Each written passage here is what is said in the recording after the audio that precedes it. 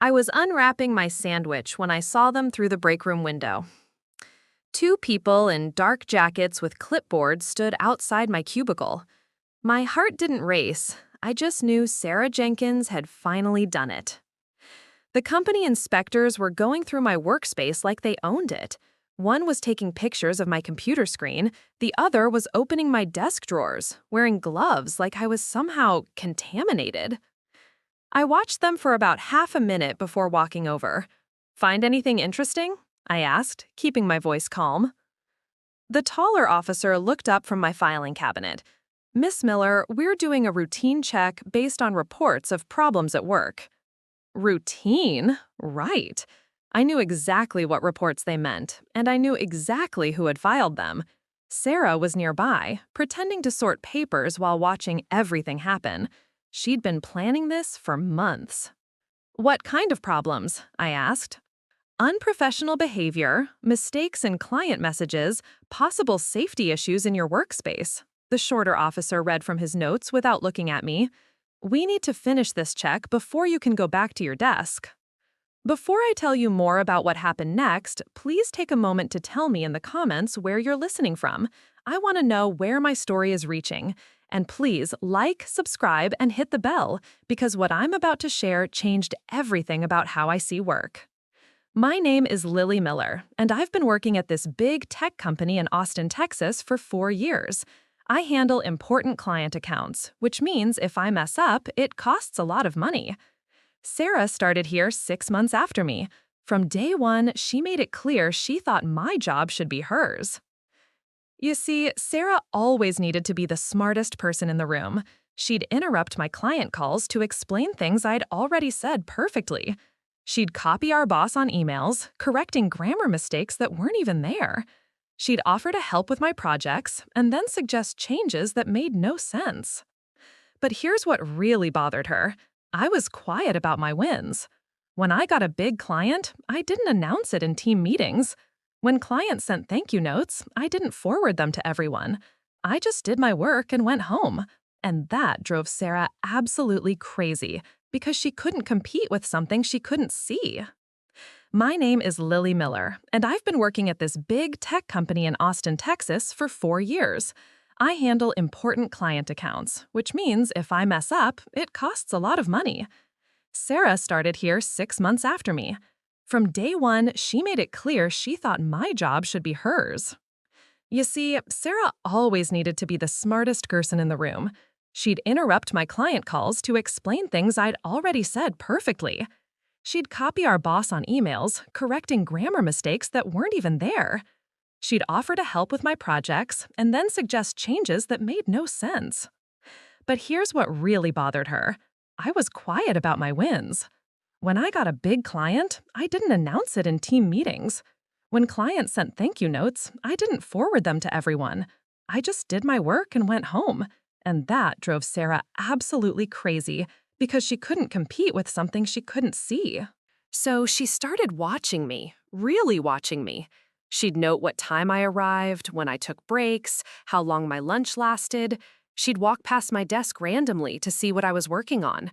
She'd ask innocent questions about how I did things, then suggest I might be doing them wrong. I realized what was happening pretty early on. Sarah wasn't just competitive, she was building a case against me. She needed me to fail so she could succeed, and that's when I decided to give her exactly what she wanted. I started making tiny mistakes. Nothing big, just small things that someone watching my work closely would notice. I'd send an email with Thursday when I meant Friday, then fix it an hour later. I'd file something in the wrong folder, then move it the next day. I'd use affect instead of affect in internal notes, then fix it during proofreading. These weren't real errors, they were breadcrumbs, and Sarah devoured every single one. She started keeping a folder. I know because she left it open on her computer screen when she went to the restroom, and I happened to walk by. Lily Miller Performance Documentation, that's what it said. Inside were printed emails, screenshots of my computer, and handwritten notes about my patterns of incompetence. While Sarah was building her little file against me, I was working on something else entirely, something that would matter when the time came. I started keeping a gratitude journal. Not for any official reason, just a personal habit I'd heard about on a podcast. Every evening before leaving work, I'd write down 3 good moments from my day. A client who thanked me for solving their problem, a coworker who helped me with a tough calculation, a boss who praised my presentation. Just simple, real appreciation for the good interactions that made my job worthwhile. I kept this journal in my desk drawer, right next to my regular work supplies. Nothing hidden or secret about it, just a small notebook where I wrote down moments of professional gratitude. The entries were honest and specific. David Chen from accounting stayed late to help me understand the new billing software. His patience made a frustrating day so much better. Client Mrs. Davis called just to say how much she appreciated my follow-up on her claim. It's moments like these that remind me why I love this work. Michael brought coffee for the whole team during our budget meeting. Small gestures like this make our workplace feel like a community. Month after month, I filled pages with these observations. Every person who showed kindness, professionalism, or excellence got a mention. Every positive interaction, no matter how small, was written down with the date and a short description of what made it meaningful. What I didn't realize at the time was that I was accidentally creating a record of workplace relationships. As I wrote these entries, a pattern emerged that I hadn't noticed before. Some people appeared constantly. David Chen from accounting showed up dozens of times for his helpful explanations and team spirit. Michael from human resources was mentioned often for his thoughtful actions and good advice. Even our strict boss, Mr. Thompson, appeared regularly for his clear feedback and fair treatment of the team. But one name never appeared, not once. In 18 months of gratitude journaling, through hundreds of entries about positive workplace interactions, Sarah Jenkins had never done a single thing worth acknowledging. Not one helpful gesture, not one professional courtesy, not one moment of real teamwork or kindness. I hadn't planned this. I wasn't trying to leave her out. But as I looked at my journal entries, the truth was clear. Sarah had never added anything positive to anyone's work experience. She existed in our office like a black hole, taking energy and attention without giving any warmth or light in return. 6 months after I started the journal, Sarah made her move. It was a Tuesday morning when she asked for a meeting with our boss and the inspection department. She showed her carefully organized folder of my performance issues and asked for a formal investigation into my work quality and behavior. Lily Miller has shown a pattern of mistakes and unprofessional behavior that puts our client relationships at risk, she told them. I've been writing down these issues because I care about our team's reputation and our company's standards. Mr. Thompson listened to her, looked at her evidence, and agreed to allow a company inspection. Normal rules meant I should be told, but Sarah specifically asked that the inspection happen while I was at lunch so I couldn't prepare my workspace or hide any evidence. And that's how I ended up watching 2 inspectors search through my things while I stood there with half a sandwich, knowing that everything was about to change. The officers were very thorough. They photographed my computer screen, which showed a perfectly organized client system. They looked at my filing cabinet, which had neatly labeled folders in alphabetical order. They checked my emails, which showed clear, professional communication with both internal teams and outside clients. And then the shorter officer opened my desk drawer. "What's this?" he asked, pulling out my gratitude journal. "Personal notes," I said. "Just some thoughts about work." He flipped through a few pages, reading quietly. Then he looked at his partner and nodded towards something I couldn't see. They were having a silent conversation with their eyes. "Miss Miller," the taller officer said, "would you mind if we looked at this notebook more closely? It seems to have observations about work that might be important to our investigation." "Of course," I said. "Take all the time you need." What happened next was something I'll never forget. The officers sat down at my desk and began reading my journal from the beginning. They weren't just scanning quickly, they were studying each entry carefully, sometimes pointing at specific parts and whispering to each other. 5 minutes passed, then 10, then 15. Other people in the office started noticing. Work conversations became quiet as colleagues realized something important was happening at my cubicle. Sarah moved closer, trying to see what the officers were reading that held their attention so completely. After 20 minutes, the shorter officer looked up at me with an expression I couldn't quite understand. "Miss Miller," he said slowly, "how long have you been keeping this journal?" "About 18 months," I replied. "And these entries are all real? You're not making up or overstating positive interactions for any special reason?" The question surprised me. No, of course not. Those are just genuine moments of appreciation. I write them down because focusing on good experiences helps me enjoy my work more. The officers exchanged that look again. Then the taller one stood up and walked over to where Sarah was pretending to organize files. "Miss Jenkins," he said, "could we speak with you privately for a moment?"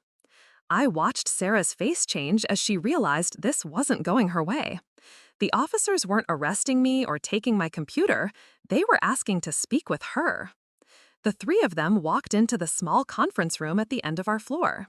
Through the glass walls, I could see them talking, but I couldn't hear what was being said. Sarah's expression shifted from confident to confused to something that looked like panic. They were in there for almost 30 minutes. When they finally came out, Sarah looked like she'd been crying. The officers returned to my desk where I'd been sitting quietly, answering emails and trying to understand what was happening. "Miss Miller," the shorter officer said, "after looking at the evidence given to us and doing our own check of your workspace and documents, we're closing this investigation with no findings of bad behavior or breaking any rules." Relief washed over me, but I could tell there was more to say.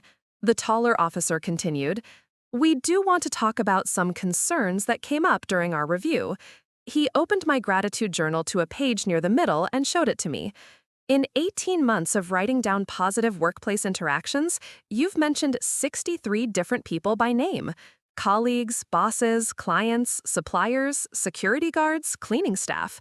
63 people who made your work experience better in some way." I nodded, not sure where this was going. "Miss Jenkins's name appears 0 times." The words hung there between us. I looked at my journal, then at the officers, then toward the conference room where Sarah was still sitting alone. "That wasn't on purpose," I said quietly. "I just write down moments of genuine appreciation. If someone doesn't appear in my journal, it's not because I was trying to leave them out. It's because I couldn't finish the sentence because saying it out loud would make it real, and I wasn't sure I wanted that responsibility. They never did anything worth appreciating." The shorter officer finished. "We understand, and we think Miss Jenkins understands now, too." They closed my journal and handed it back to me.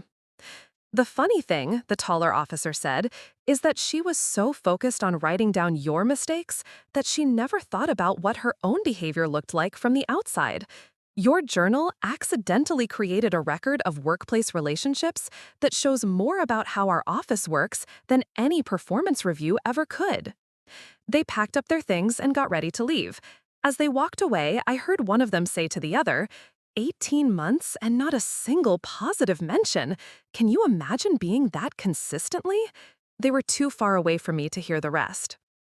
I sat at my desk holding my gratitude journal and trying to understand what had just happened. Around me, normal office sounds were returning. Keyboards clicking, phones ringing, quiet talks about project deadlines and weekend plans, but everything felt different now. The investigation that was supposed to ruin my career had instead shown something much more damaging about the person who'd planned it. Sarah Jenkins had spent months writing down my tiny, unimportant mistakes while being completely blind to her own harmful effect on everyone around her.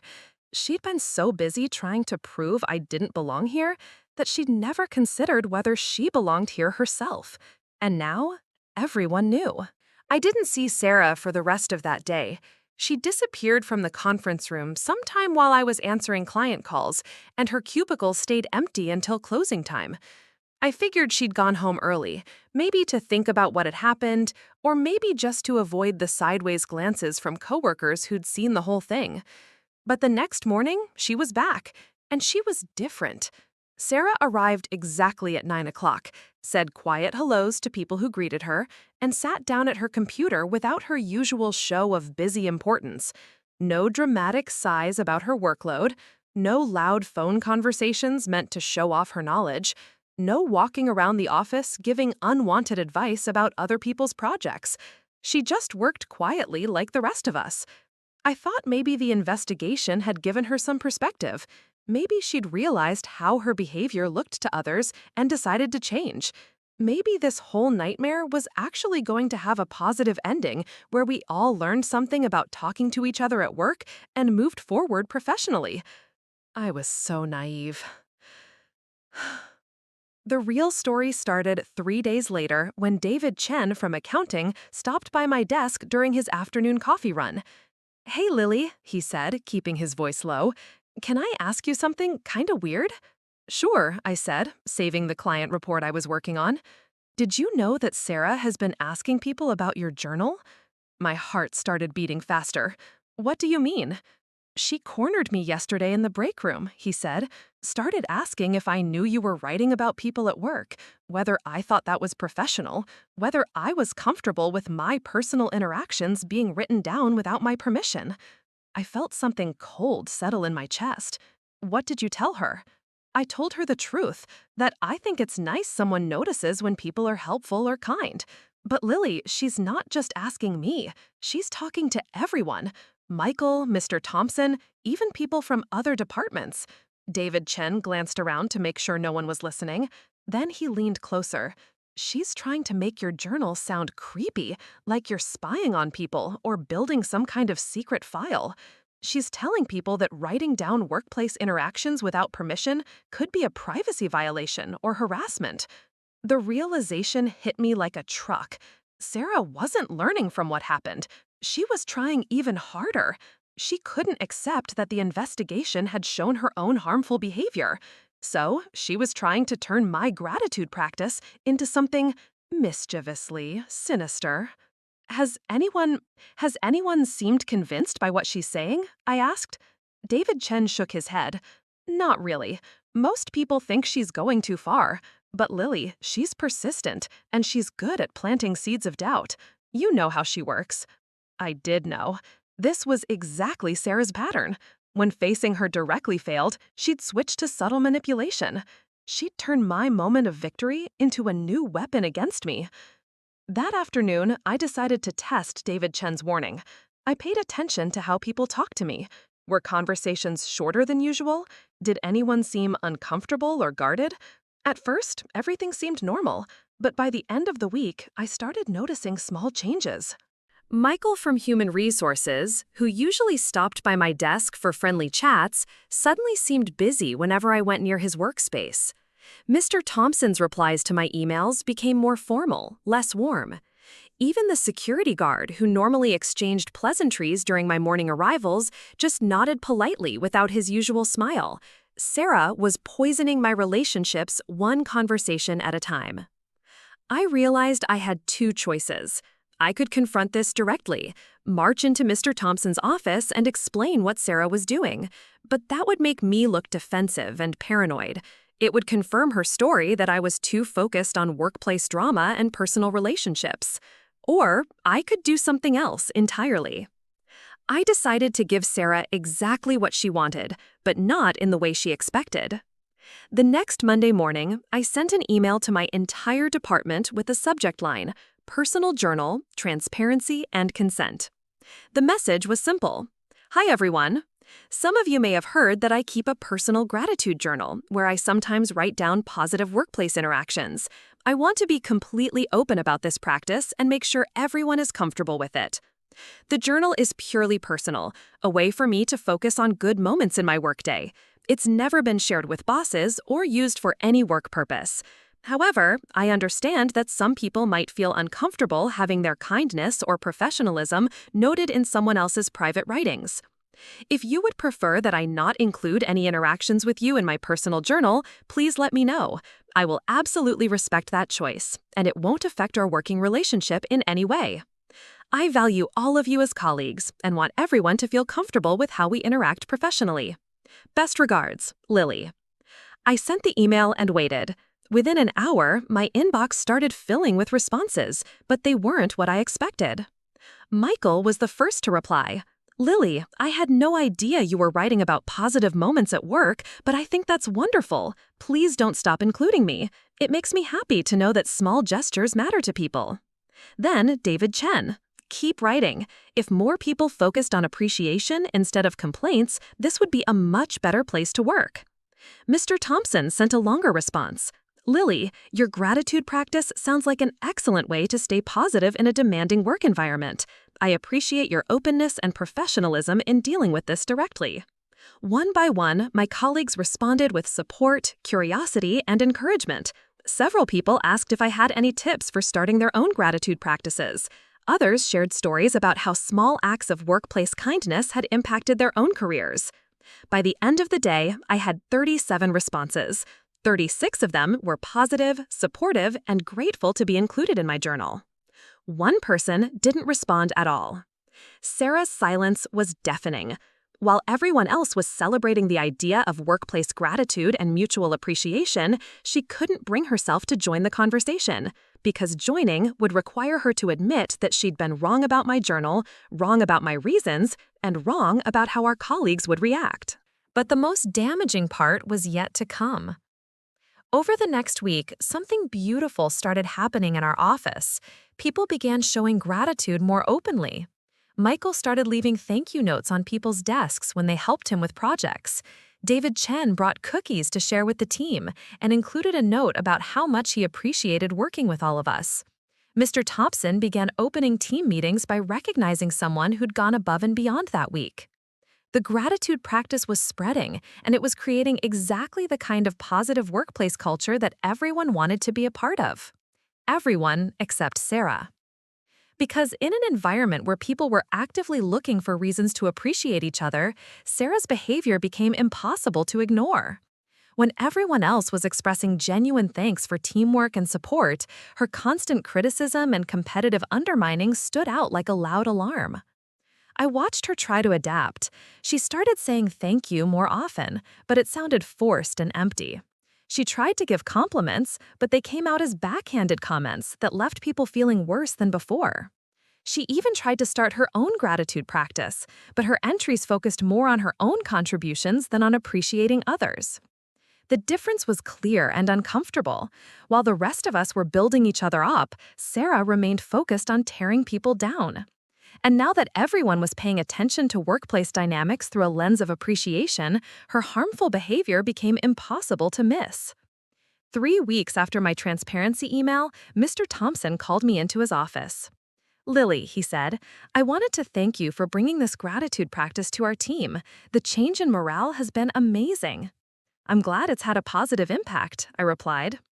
However, he continued, this new focus on workplace relationships has also shown some worrying patterns with one of our team members. He didn't need to say who.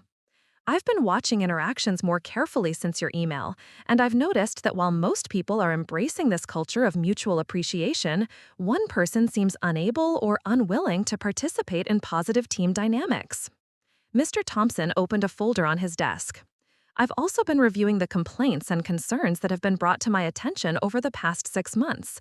Individually, they seemed like minor personality clashes or communication issues, but when I look at them together with this new view on workplace relationships, a troubling pattern appears. He showed me a list of incidents. All of them involved Sarah creating conflict, undermining colleagues, or disrupting teamwork. The company investigation was the final straw, Mr. Thompson said. Using company resources to pursue a personal vendetta against a colleague is unacceptable, but what really concerns me is how systematic these behaviors are. He closed the folder and looked at me directly.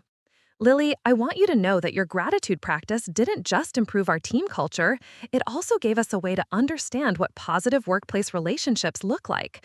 And once we could see what positive looks like, the negative became impossible to ignore. I sat there, taking in what he was telling me. Sarah has been moved to a different department, he continued, one where her individual contributions can be valued without the need for extensive team collaboration. It's not a demotion, but it is a recognition that she's not suited for our collaborative environment. I felt a strange mix of relief and sadness. Relief that the harmful dynamic was finally being addressed, sadness that it had come to this. The irony, Mr. Thompson said, is that Sarah's own investigation into your work quality let us discover that you're one of our most valued team members. The gratitude journal she tried to use against you actually showed how much respect and appreciation you've earned from everyone in this company. He was right. My simple habit of writing down positive moments had become a mirror that showed everyone's true workplace character. And in that mirror, Sarah had been forced to see exactly what she had become. 2 months later, I heard through office gossip that Sarah had asked for a transfer to our company's branch office in another state. A fresh start, they said, new colleagues who didn't know her history. I wished her well, genuinely, because I understood now that her behavior wasn't really about me. It was about her own insecurity and inability to find joy in other people's success. My gratitude practice had simply made that truth impossible to hide. The revenge I'd gotten wasn't the kind you see in movies. I didn't destroy her career or publicly embarrass her. Instead, I'd created a mirror so clear and honest that she couldn't stand to look at her own reflection anymore. And in trying to tear me down, she'd accidentally revealed exactly who she really was. My gratitude journal is still on my desk. I still write in it every evening before going home, but now it serves a different purpose than when I started. It's not just about my own positivity anymore. It's become a reminder that the way we treat people matters, that kindness leaves traces, and that authenticity always wins in the end. Sometimes the best revenge isn't about making someone pay for what they did to you. Sometimes it's about creating a world where their behavior simply can't survive. If this story resonated with you, if you've ever dealt with a difficult colleague or found yourself questioning your own worth because of someone else's insecurity, please let me know in the comments. Share your own experiences with workplace dynamics, gratitude practices, or moments when truth revealed itself in unexpected ways. And if you want to hear more stories about dealing with difficult people and finding real ways to protect your peace, please like this video and subscribe. Your support means everything to me, and knowing that these stories help people feel less alone in their struggles makes every difficult moment worth sharing.